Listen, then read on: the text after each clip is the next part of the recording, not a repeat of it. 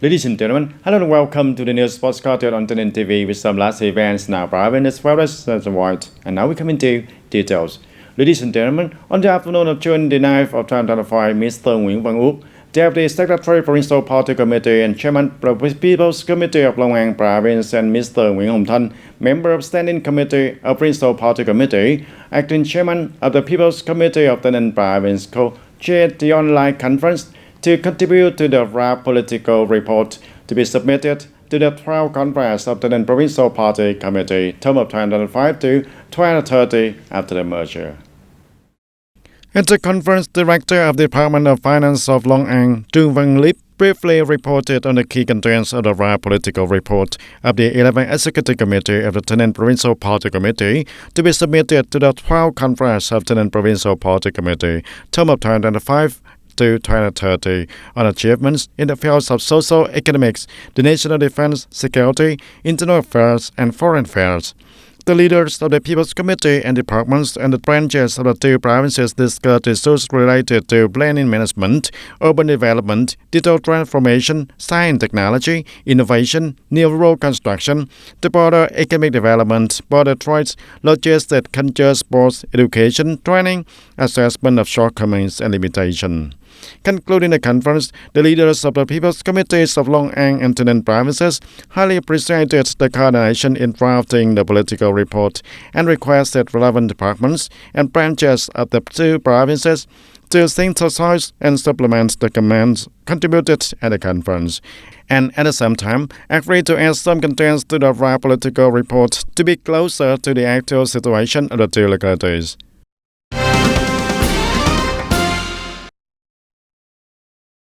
Speaking at the conference summarizing 10 years of implementing Directive Number 5 of the Village Bureau on promoting learning and following Ho Chi Minh's ideology, morality and lifestyle of the TayNinhTV Provincial Party Committee, which took place on the morning of June 9, Standing Deputy Secretary of the Provincial Party Committee, head of the National Assembly delegation from Hung Thai, emphasized studying and following Ho Chi Minh's ideology, morality and lifestyle in the province has been increasingly profiled and has become a guideline for revolutionary action. The Standing Deputy Secretary of the Provincial Committee acknowledged and commended the achievements of party committees at all levels, party organizations and individuals in the province in learning and following alcohol. At the same time, he requested that party committees at all levels, agencies, units, and each category and party member must innovate their thinking and working style, continue to research, constantly study, reactively apply and follow alcohol's ideology, morality, and style in a practical and effective way, contributing to the successful implementation of the goals of national renewal of the new era set forth by the party and state in the coming time. At the conference, the People's Committee of TayNinhTV Province awarded certificates of merit to collectives and individuals with outstanding achievements in studying and following Ho Chi Minh's ideology, morality, and style in 2025 and the period of 2015-2025. And the Department of Foreign Security and the Ministry of Public Security has just chaired and coordinated with the units in Aviation Cluster Number 1 under Ministry of Public Security and TayNinhTV Provincial Palace to organize a political activity program with the theme Following the Footsteps of Heroes, aiming to celebrate the 80th anniversary of the People's Security Forces Regional Day, July the 12th. Attending the event, there were two deputy directors of the Department of Foreign Security, Major General Đặng Khắc Chất and Colonel Mai Thế Quang, Vice Chairman of the TayNinhTV Provincial People's Committee, Đoàn Trung Kiên, leaders of the Provincial Police and departments. At the program, the stories about the heroic and emotional story of the historical witnesses, along with the valuable documentary films, reenacting the days of living, fighting, hardship, and sacrifice of officers and soldiers who work at the Central Security Department of the Southern Region and officers supporting the Southern Battlefield. And through that, it further vividly depicts the historical achievements of the Central Security Department of the Southern Region, of our army and the people. The program is also an opportunity to express their gratitude to the previous generations who contribute their efforts and blood for the peace and independence of the nation, joining hands to bring the country into a new era, the era of the Vietnamese people's rise.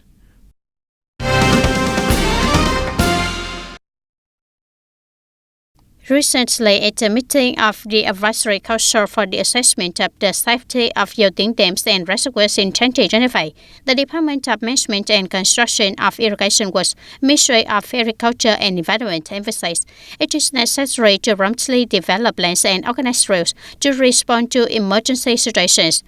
After more than 40 years of operation, Yachting Reservoir has been very effective in regulating floods, providing water for daily life, agricultural and industrial production, and protecting the environment for key economic reasons in the south. However, the current challenge is how to ensure that the project continues to operate safely and effectively in extreme weather conditions, especially in the context of increasingly complex climate change with forecasted increased rainfall in 2025.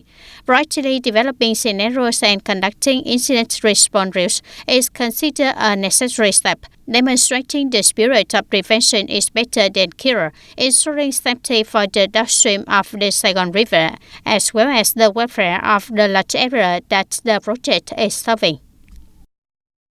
And ladies and gentlemen, practice has proven that the organizational structure of the political system in our country is still cumbersome and ineffective, which poses an urgent need to resolutely carry out a revolution to build a truly streamlined, effective, and efficient political system.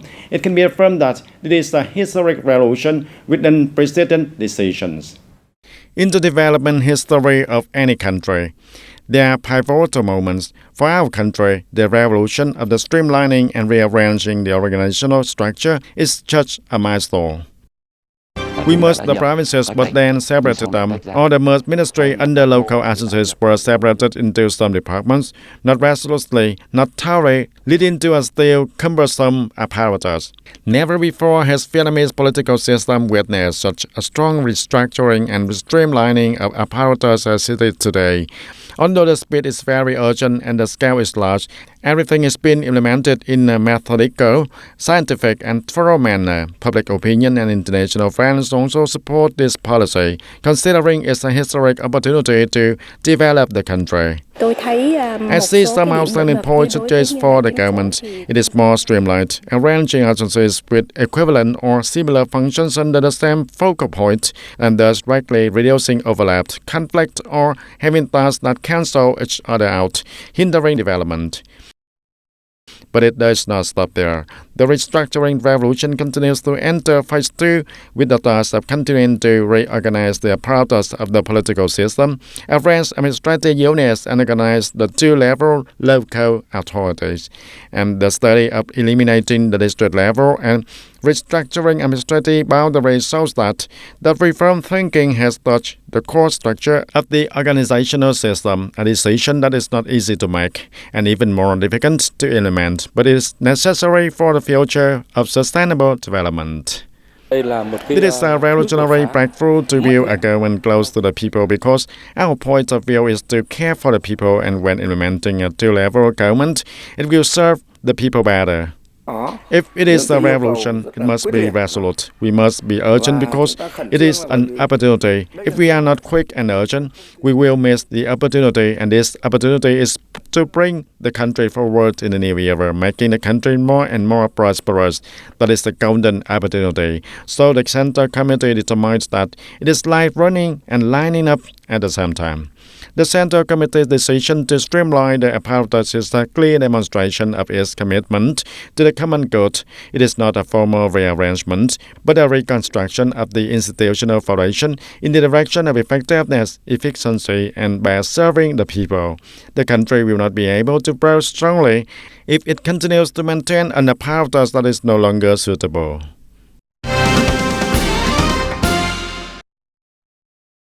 And ladies and gentlemen, TayNinhTV is gradually building a sustainable and effective sugarcane material area through the application of modern science and technology solutions with the synchronous coordination between vectors, varieties, soil, water, fertilizer, cultivation techniques, mechanization, and output rate. One of the models being applied is the high-tech agriculture management platform, the farm management, helping to restructure the entire sugarcane cultivation chain.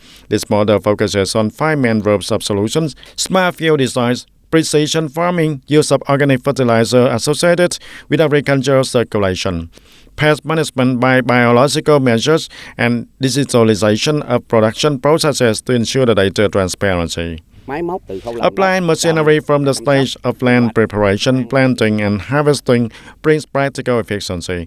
By reducing the cost labor days and reducing the fertilizer losses, it brings high economic efficiency and increases the output value, helping the sugarcane to retain its roots for many crops. And this direction is expected to make TayNinhTV one of the pioneering localities in developing sugarcane raw material areas, according to the Green Digital Circular Agriculture model in Vietnam. And there is less than a month left until the 2025 high school graduation exam officially takes place. The currently 20 exam sites in province are entering the final stage of preparation in order to ensure a serious, safe, and regulated exam. Currently, exam sites located in schools are reviewing facilities such as table centers, electrical system, surveillance cameras, fire prevention and fighting equipment, and cooling system in exam rooms. School cleaning work is also being carried out simultaneously to ensure a clean and airy exam environment for candidates. Support for candidates in difficult circumstances is also emphasized. This exam support program is widely deployed throughout the province, providing drinking water, lunch break, and travel support for candidates. And to overcome the congestion at the border gates during each peak agricultural harvest season, the Prime Minister Phạm Minh Chính signed a telegram number 79 on proactively implementing the measures to ensure production, processing, consumption, and export of agricultural products, no congestion of goods and agricultural products at the border gates, reducing the risk of damage to the people and businesses. The civil servant worked for 45 minutes earlier than the opening time of the border gates, ensure the fastest processing of custom procedures and declaration. Participating units around warehouses to always be ready, flexibly allocate reasonable means of transport. These are the ways that Lào Cai border gate custom branch gave maximum priority to import and export goods in accordance with the direction in the telegram number 79 of the Prime Minister. We have arranged to open the gates 1 hour in advance to do administrative procedures and coordinate with the Chinese border gate to create conditions for fresh riches to clear custom right in the production process. Strengthen the staff to handle the work as quickly as possible. Second, prioritize lychee export first every morning to ensure fast custom clearance and quality of goods when exported. At Hữu Nghị International Border Gate of Lạng Sơn Province, on average every day, there are about 800 to 900 meals of import and export of goods cleared through the customs, of which agricultural products and fruits account over for 80%. To quickly handle custom clearance procedures, the Hữu Nghị Border Gate Custom Force has promoted the application of digital transformation using modern machinery and equipment. Custom forces also carried out import and export procedures for businesses and cargo owners outside of working hours with a spirit of doing all the work, not all the time. We have arranged sufficient and serious staff to be on duty even on holidays, ensuring the number of staff to handle custom clearance procedures smoothly and promptly, and ensuring that goods are released within the day with no backlog. I'm very happy to export for 6 to 8 trucks a day, and the procedures are also very convenient. With the spirit of serving important export activities, especially agricultural products for businesses and cargo owners in the best way, the flexibility and effective coordination between the functional agencies at the border gates are contributing to maintaining the supply chain of goods, avoiding congestion and interruption in the trade of fresh agricultural products.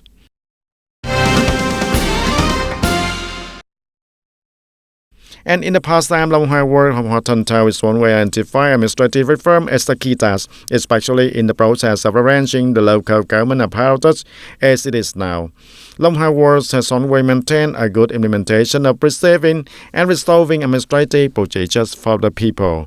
Accordingly, Long Hai Works has arranged cars and civil servants suitable for each position, working at the reception and result delivery departments, creating conditions for organization and individuals to conduct and resolve the work quickly and promptly. In case the dojo is not under the jurisdiction of the World People's Committee, the people and businesses are given specific instruction to contact the right competent agencies to resolve. In addition, the work has also made administrative procedure public, regularly updated and posted at the reception and result delivery department of the work.